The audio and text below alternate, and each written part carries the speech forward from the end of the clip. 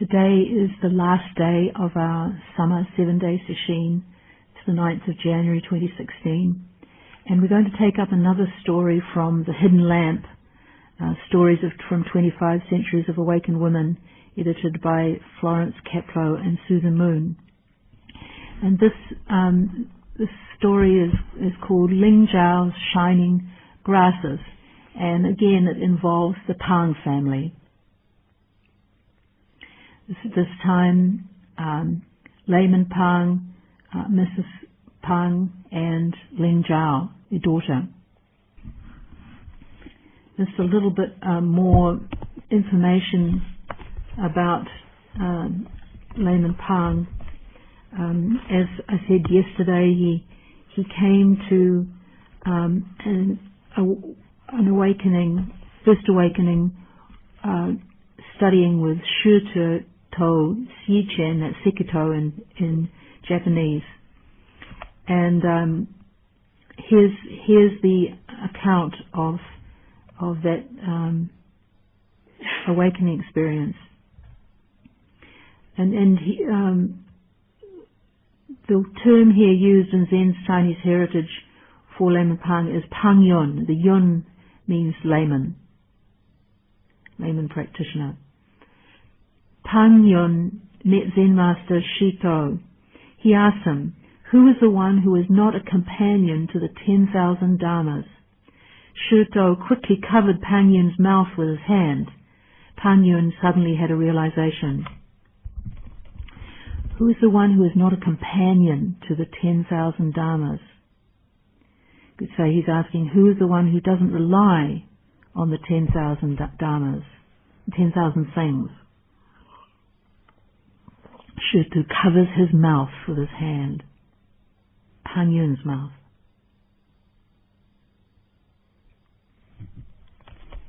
Later on, Layman Pang went to visit Masu, Baso, Japanese, and he asked exactly the same question.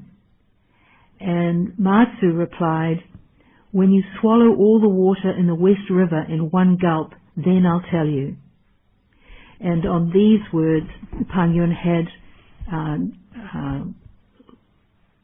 deeper realization, and he stayed in practice under Matsu for 2 years following this realization.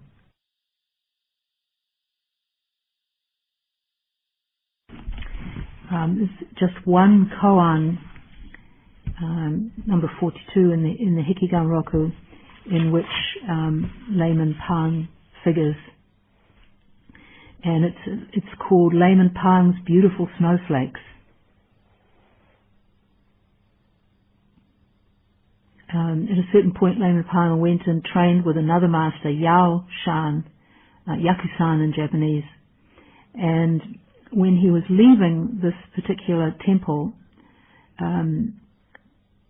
Yao Shan asked 10 of the students there, the practitioners, to go and see him off at the temple gate.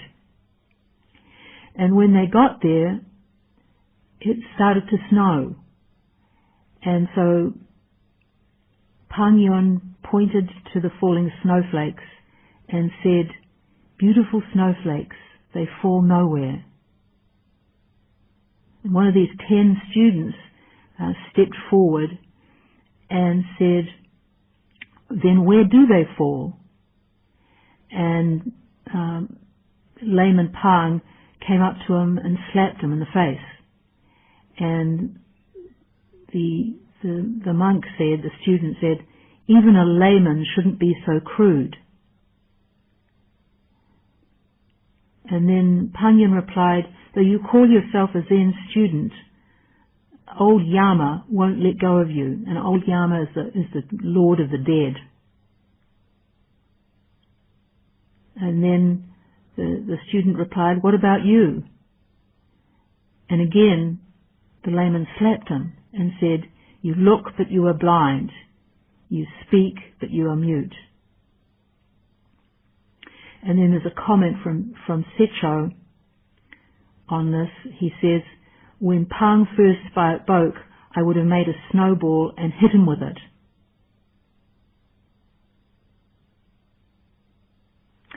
It's an urgent question that he's asking of these students. Where do these snowflakes fall? Where does the rain fall?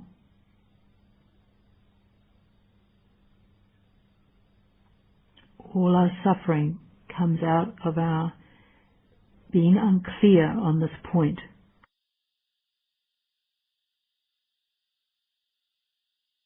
As for the other two characters in the story, we don't have any more information about Mrs. Pang. We pretty much said everything we have about her, though there may be more in the record of Layman Pang, I don't know. But we did, from the little bit that we have heard about her, she comes across as somebody down to earth and no nonsense, who was really able to creatively express the teachings freely. As far as Lingzhao goes, there are a couple of other stories about her.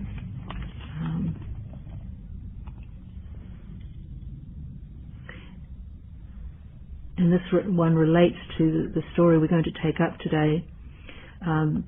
Once Layman Pang asked his daughter, "Some ancient said, 'Clear and brilliant are the meadow grasses. Clear and brilliant is the meaning of the ancestral teachers. How do you understand this?' Lingzhao said, 'So old and great, and yet you talk like this.' Layman Pang said, 'What would you say?'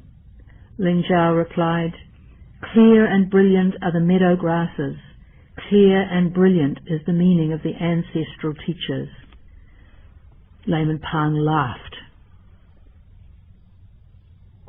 So what's going on here in this one? She seems to be criticizing him for what he says, and then she says exactly the same thing. Did she say the same thing, or was it different?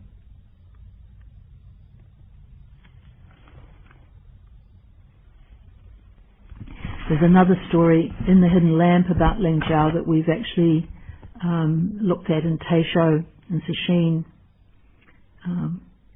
maybe a couple of years ago. And it's called Lingzhao's Helping. One day, Layman Pang and his daughter Lingzhao were out selling bamboo baskets. Coming down off a bridge, the layman stumbled and fell. When Lingzhao saw this, she ran to her father's side and threw herself to the ground. "What are you doing?" cried the layman. "I saw you fall, so I'm helping," replied Lingzhao. "Luckily, no one was looking," replied the layman. So what's going on here? Why does Lingzhao fall down along with her father?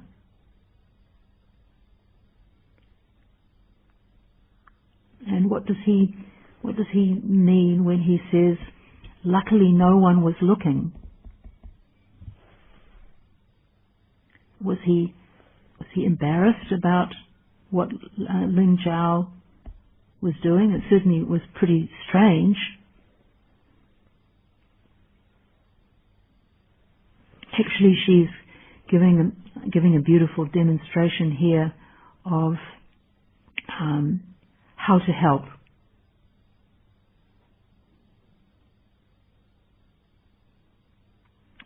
In the layman's statement, "Luckily no one was looking," is integral to what Lingzhao did,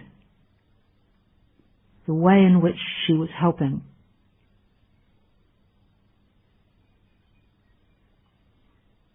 She wasn't standing back and feeling pity for her father who had fallen down.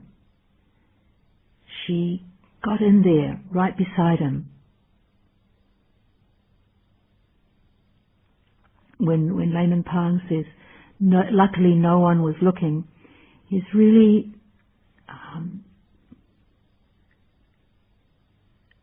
affirming that, affirming Lingzhao's action, her joining with, getting alongside him.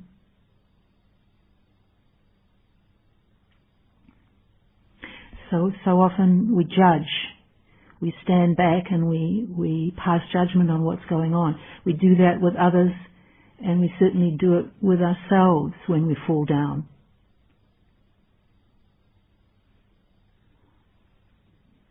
We feel embarrassment, we feel shame, we imagine how others might be judging us, and all of this really gets in the way. There's a saying in Zen: when I fall down, I use the ground to get up. Right where we fall, at that very spot, is what we need to continue, to go forward.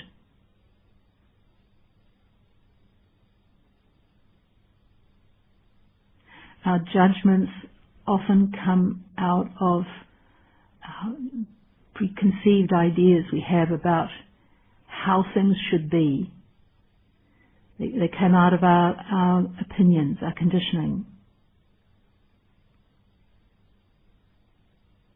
How we see things, how we evaluate.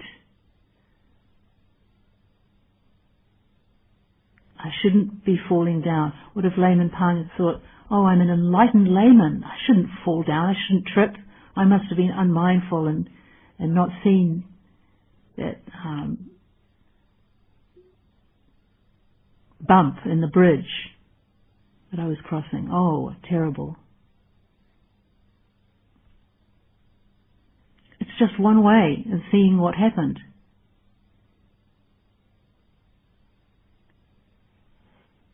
You could also see it completely differently. How extraordinary that I fall to the earth. Gravity.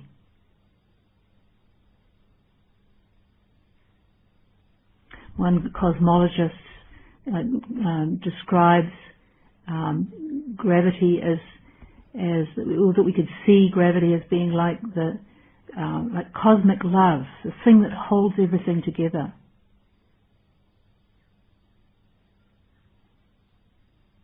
If it weren't for gravity, we'd all just fly off into outer space.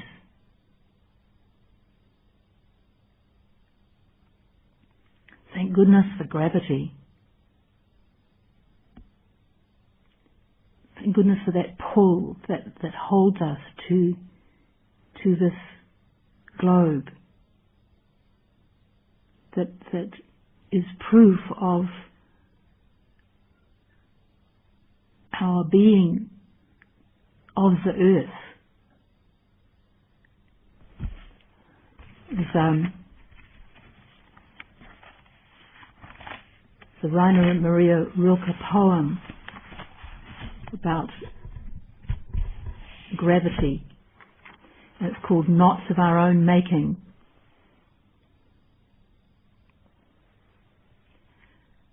How surely gravity's law, strong as an ocean current, take hold of even the smallest thing and pulls it toward the heart of the world. Each thing, each stone, blossom, child is held in place. Only we in our arrogance push out beyond what we each belong to for some empty freedom. If we surrendered to Earth's intelligence, we could rise up rooted like trees. Instead, we entangle ourselves in knots of our own making and struggle, lonely and confused. So, like children, we begin again to learn from the things, because they are in God's heart. They have never left Him.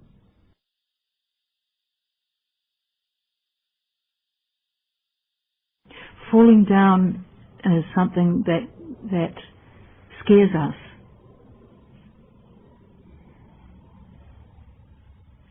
When with the elderly, often a fall can kick off the last stage of life. So even when we're not old, a fall is a kind of intimation of death.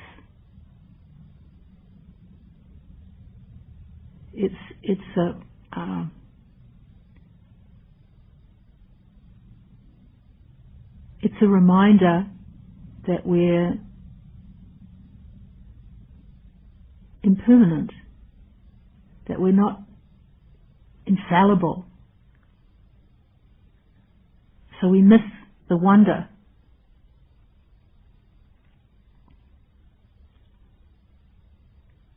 We try to imagine that we're somehow different from the rest of the things of the world, as Rainer Maria puts it. In our arrogance, we think that we shouldn't fall down.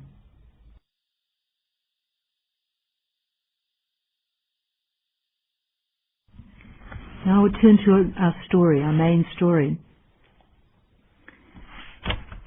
Lingzhao's shining grasses.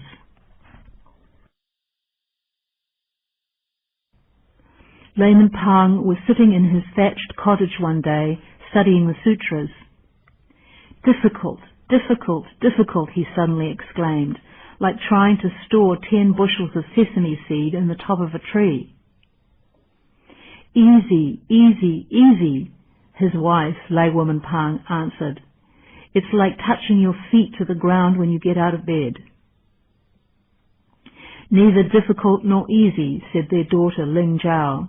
It's like the teachings of the ancestors shining on the 100 grass tips.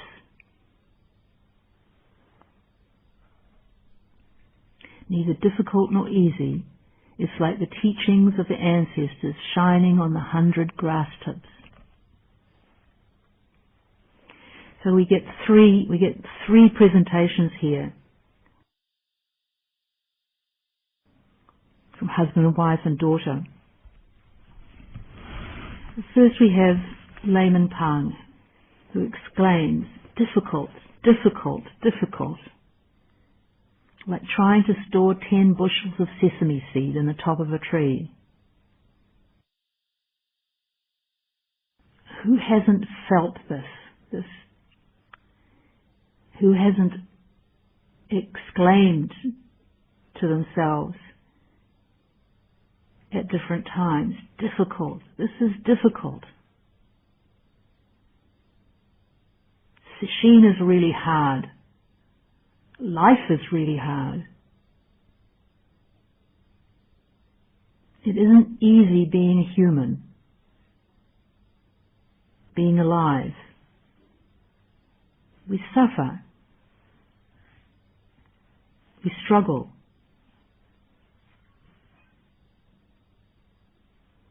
And it's where we start when we come to practice. It's what gets us to practice in the first place, some recognition of our suffering and some recognition of the part we play in that suffering, that it's not all just coming from the outside. But the irony is that the very things that have brought us to the practice are what we have to deal with when we practice. We don't somehow check them all at the door when we come in to the zendo. We have to face ourselves. And that is the last thing we want to do.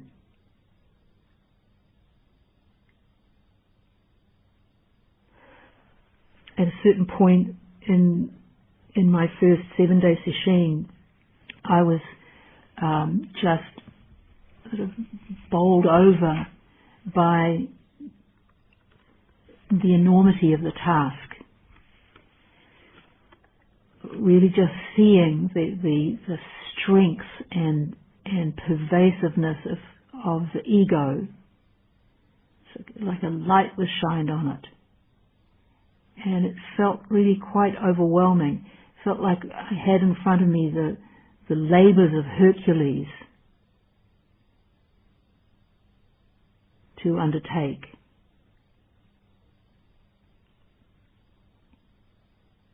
Or like Sisyphus, pushing a boulder up a steep hill and just getting almost to the top of the hill, and then the boulder rolls back down the hill. Layman Pang says it's like trying to store 10 bushels of sesame seed in the top of a tree. You can imagine these big baskets full of these tiny little seeds, trying to get them up into the tree, balance them on the branches, and of course it won't work. The baskets just will tumble down, the seeds will get blown around by the wind. It seems the whole thing seems futile. Everything just disperses, falls apart. Of course, being in this world is like that. To have a body and mind is to be subject to dispersal, to decay. All compounded things come apart sooner or later. And compounded things are also complex often, fraught. Our relationships can be complicated, tangled. Our problems can feel intractable. And our world is full of intractable suffering. You just have to look around to see it. And it's fair to say that Layman Pang is right. This world of ours is difficult.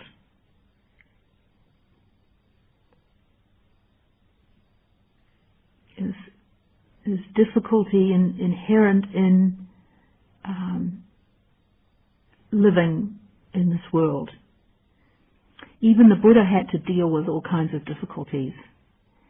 He had dissent and discord in his Sangha. He was the object of jealousy at times, blame, even attempts on his life. And of course, he at the end of his life, he got sick, poisoned by bad food, and he died. Not even being a Buddha could save him from that.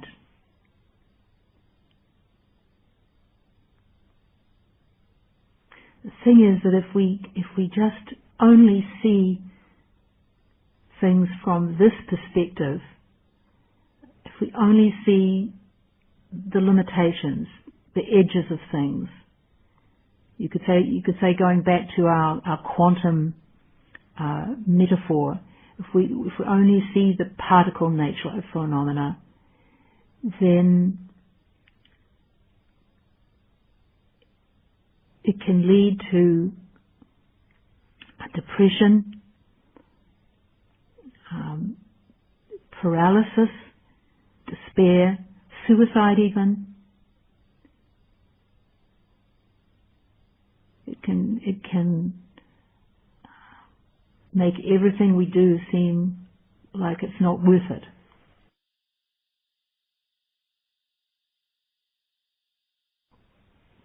A waste of time.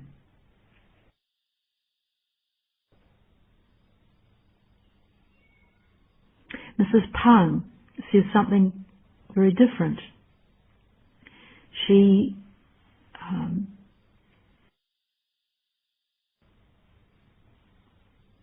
contradicts her husband. She says, easy, easy, easy. It's like touching your feet to the ground when you get out of bed. So here we have the presentation of the other side of reality.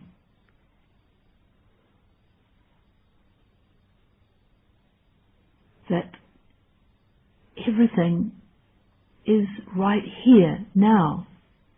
That there's no lack. All the seeming contradictions in this world are in fact all of a piece, one undivided and perfect whole. It's as simple as putting your feet on the ground when you get out of bed. All you have to do is turn your mind to this moment and experience it completely.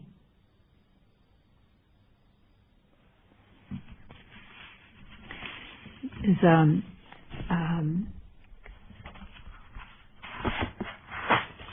teaching of the Chinese master Huang Bo, Obaku in Japanese.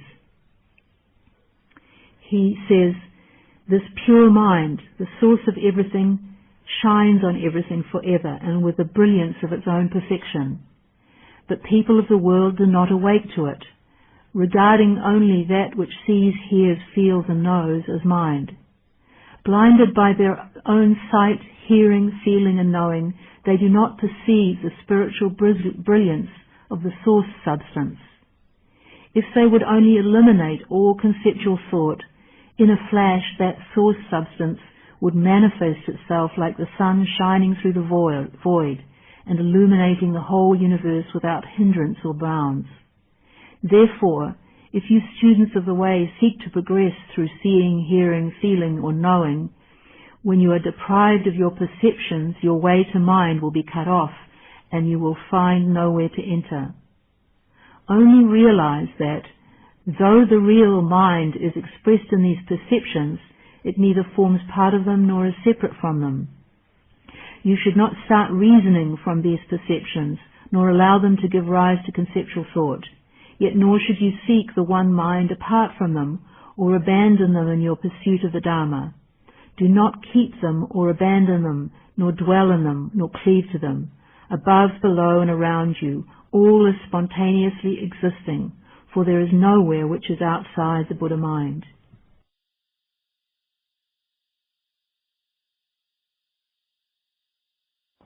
We can all access this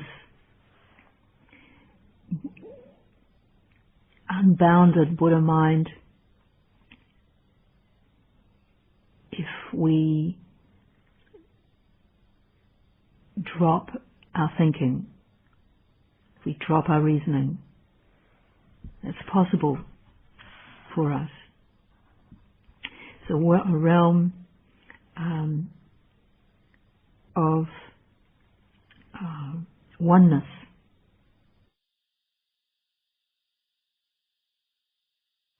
It's the realm where we know for ourselves that there's nothing outside of us, nothing outside ourselves, no thing which is excluded.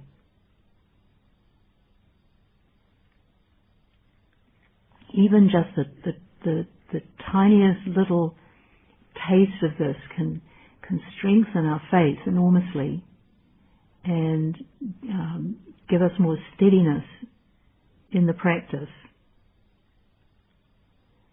But there's a danger here too. If we cling to these experiences of oneness, then it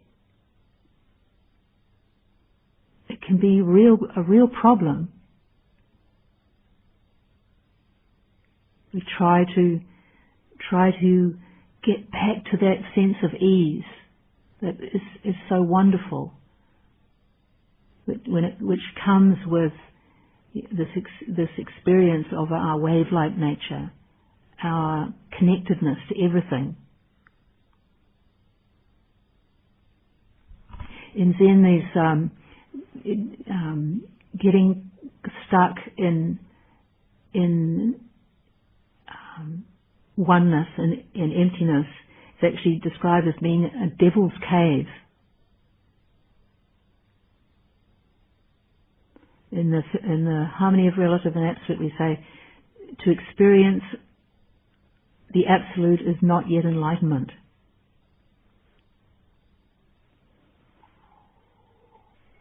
And if we cling to this ease, we're also ignoring the fact of suffering and just how much suffering there is in this world. Lingzhao's response brings these two extreme views, we could say, and they are both views. She brings these two together. She says, neither difficult nor easy. It's like the teachings of the ancestors shining on the 100 grass tips. Neither difficult nor easy. It's like the teachings of the ancestors shining on the 100 grass tips.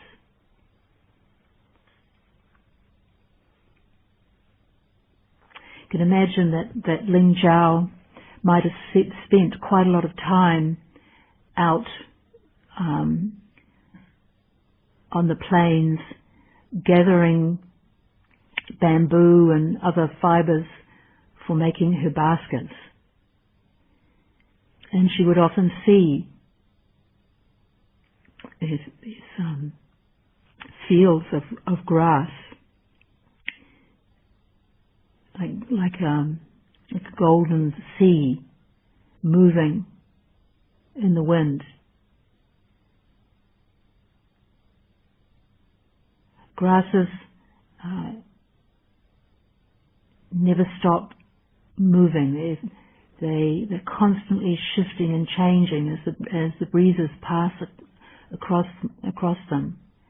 And the tips move the most of all.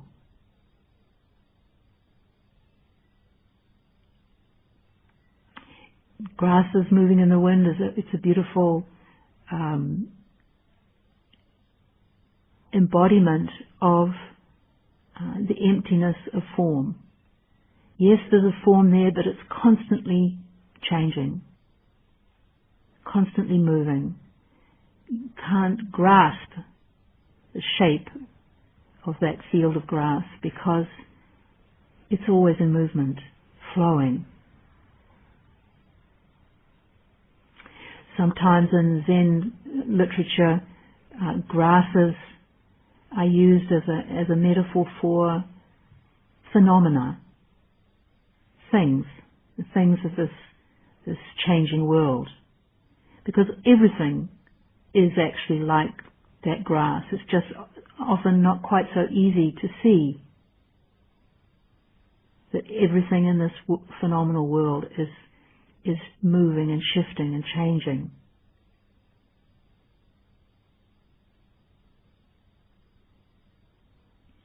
It's like the teachings of the ancestors shining on the 100 grass tips.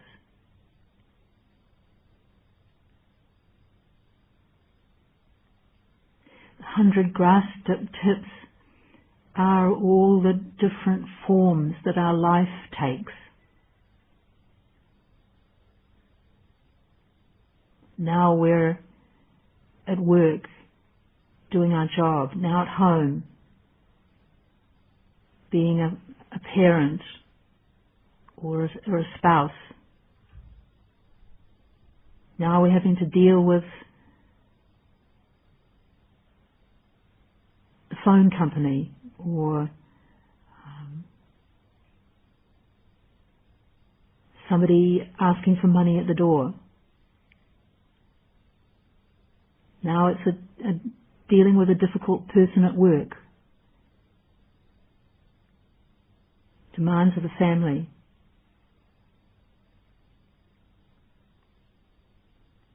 Where are we? Where is ourself in all of this? All these changes, all these different roles that we play and tasks that we have to do. Lingzhao says the Dharma, the teaching of the ancestors, is right there at the tips of those 100 grasses. There's suffering in this world of change, inevitably. But right where that suffering is, there's also a way out, a way forward. There's something that shines. As Huang Bo said, this pure mind, the source of everything, shines on everything forever and with the brilliance of its own perfection.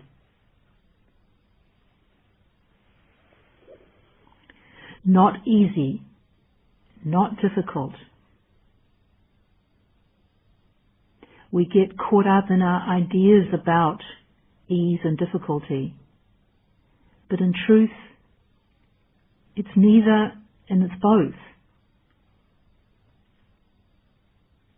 One master said, difficulty and ease alternate. Therein lies the way. He didn't say the way lay in difficulty, and he didn't say it lay in ease.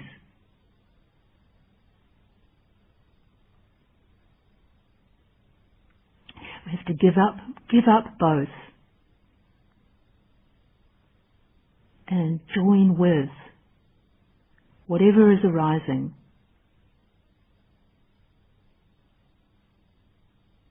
We can put our absolute trust in the fact that things will change.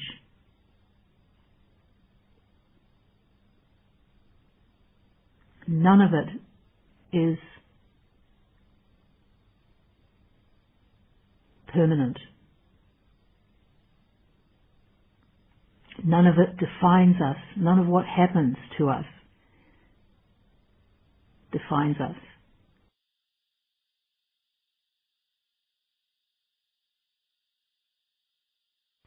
We'll finish with a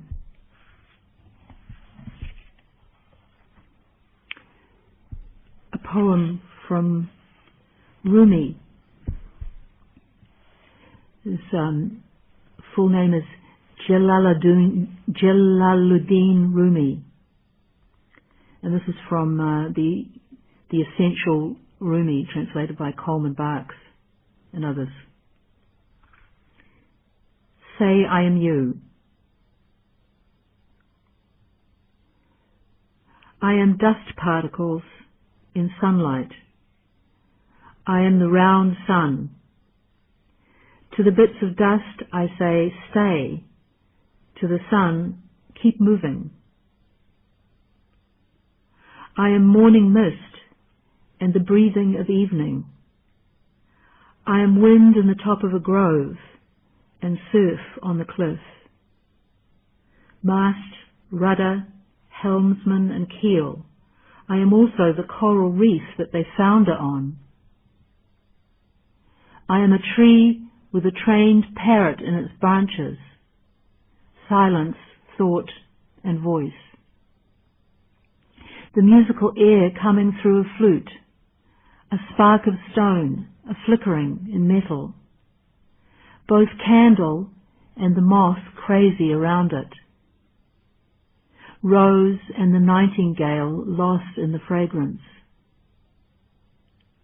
I am all orders of being, the circling galaxy, the evolutionary intelligence, the lift, and the falling away. What is and what isn't. You who know Jalaluddin, you, the one in all, say who I am. Say, I am you.